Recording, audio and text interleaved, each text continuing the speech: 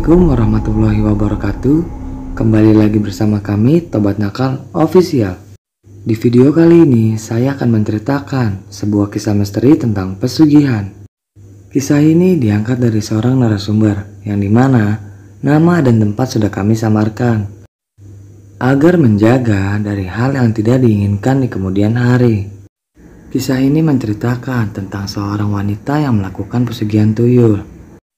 Tapi sebelum masuk ke ceritanya, jangan lupa ambil posisi yang paling nyaman dan bunyikan tombol lonceng notifikasinya. Dan cerita pun dimulai.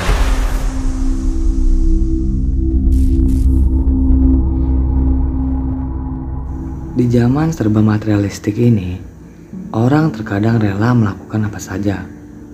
Tak peduli jalan yang ditempuh sesat atau tidak. Yang terpenting baginya adalah bisa hidup kaya, senang dan mewah. Namun apalah arti hidup bergelimang harta jika didapat dengan cara yang tidak halal? Apalagi jika di kemudian hari harta yang melimpah itu akan menyiksa hidupnya tanpa batas waktu.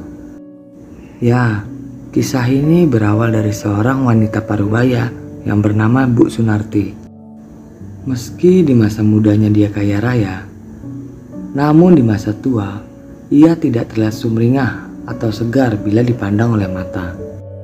Padahal di masa muda, ia bisa makan enak, membeli berbagai macam pakaian dan perhiasan dengan mudahnya. Tetapi di usianya yang belum terlalu tua, Bu Sunarti terlihat begitu ringkih, seperti orang yang tengah sakit-sakitan. Tak hanya tubuhnya, penglihatan dan pendengarannya juga tidak begitu jelas. Karena itu, setiap berbicara dengannya harus ekstra keras, serta menggunakan bahasa isyarat untuk memudahkan Bu Sunarti menangkap masuk pembicaraan. Kini wanita parubaya itu hidup sebatang kara di sebuah desa di daerah Jawa Timur. Hal ini terjadi karena dulunya Bu Sunarti menganut pesugihan tuyul yang hampir setiap malam meminta disusui oleh dirinya. Bu Sunarti terpaksa melakukan pesugihan tuyul sebab hidupnya selalu didera kemiskinan.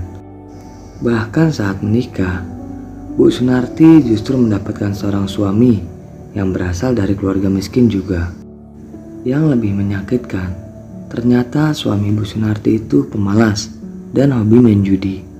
Perihal hobi suaminya itu, Bu Sunarti sering dibuat sakit hati karena jarang diberi uang belanja. Uang hasil kerjanya pun bahkan sering dirampas oleh suaminya. Karena hal itulah, Bu Sunarti nekat mendatangi area pesugihan itu setelah mendengar cerita dari orang-orang bahwa sudah banyak yang berhasil setelah datang ke tempat itu. Bu Sunarti juga mengaku lebih tenang berada di tempat pesugihan itu. Dia seperti menemukan tempat damai di situ. Entah karena pengaruh kekuatan gaib yang ada di situ, atau memang akibat suasana yang banyak pepohonan rindang. Tak hanya sekali Bu Sunarti mendatangi tempat itu, dia sendiri sudah lupa sampai beberapa kali mendatangi tempat pesugihan itu. Tetapi meski sudah sering berkunjung ke tempat pesugihan itu, namun belum ada tanda-tanda apa yang menjadi keinginannya akan bisa terkabul. Dia masih tetap hidup dalam kemiskinan, dan pekerjaan serabut masih pula dijalaninya. Hingga pada suatu malam, dalam tidurnya, Bu Sunarti bermimpi didatangi oleh anak gundul yang ingin ikut dengannya. Karena merasa kasihan, Bu Sunarti akhirnya menuruti keinginan anak kecil yang berkepala botak itu. Menurut Bu Sunarti, semua kejadian itu berjalan seperti mimpi. Sebab tidak ada perjanjian gaib antara dirinya dengan makhluk gaib tersebut. Sejak saat itulah, kehidupan Bu Sunarti tak butuh waktu lama, mulai berangsur-angsur membaik. Ia tidak lagi menjadi buruh serabutan. Kini dia mulai membuka usaha berjualan alat-alat dapur rumah tangga di pasar. Usaha Bu Sunarti cepat sekali berkembangnya. Sampai akhirnya Bu Sunarti memiliki kios sendiri di pasar dari hasil tabungannya. Dan tak butuh waktu lama, lambat laun Bu Sunarti menjadi orang yang bergelimang harta. Dengan kekayaan itu, Bu Sunarti sebenarnya bisa membeli apa saja, segala kebutuhan dan menyenangkan dirinya. Tetapi ada pandangan yang sungguh-sungguh mengiris hati, yaitu aura wajahnya seperti gelap dan redup. Tubuhnya kurus kering, seperti orang yang sedang menderita penyakit tertentu. Ya, karena setiap Bu Sunarti bertambah kaya, bocah kecil berkepala botak itu selalu meminta menyusui kepada dirinya. Waktu terus berlalu. Kini Bu Sunarti telah menjadi orang kaya raya di daerahnya. Namun cobaan itu mulai datang menerpa Bu Sunarti. Suaminya yang pemalas dan hobi main judi itu selingkuh dengan wanita kampung tetangga. Bu Sunarti pun marah, lalu memutuskan untuk bercerai dengan suaminya. Setahun kemudian, cobaan itu datang lagi, yakni anak tunggalnya yang menginjak dewasa mengalami kecelakaan motor di jalan raya, sampai akhirnya meninggal dunia di tempat. Ditinggal suami, Bu Sunarti masih kuat menahan kesedihan.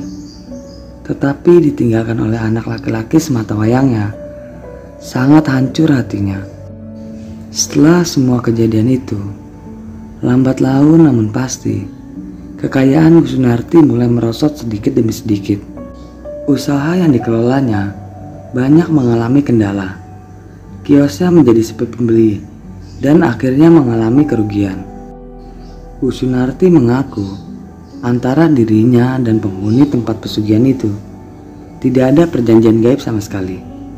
Dia sendiri tidak tahu apakah meninggal anaknya itu akibat diambil oleh penguasa pesugihan itu sebagai tumbal atau murni kecelakaan. Bu Sunarti juga mengatakan bahwa dirinya tidak mau lagi didatangin oleh bocah gundul itu, yang menurutnya adalah tuyul. Bu Sunarti ingin tobat dan menikmati masa tuanya yang sebentar lagi pasti akan diambil oleh Yang Maha Kuasa. Bagi dirinya sekarang, harta benda itu tidak ada harganya.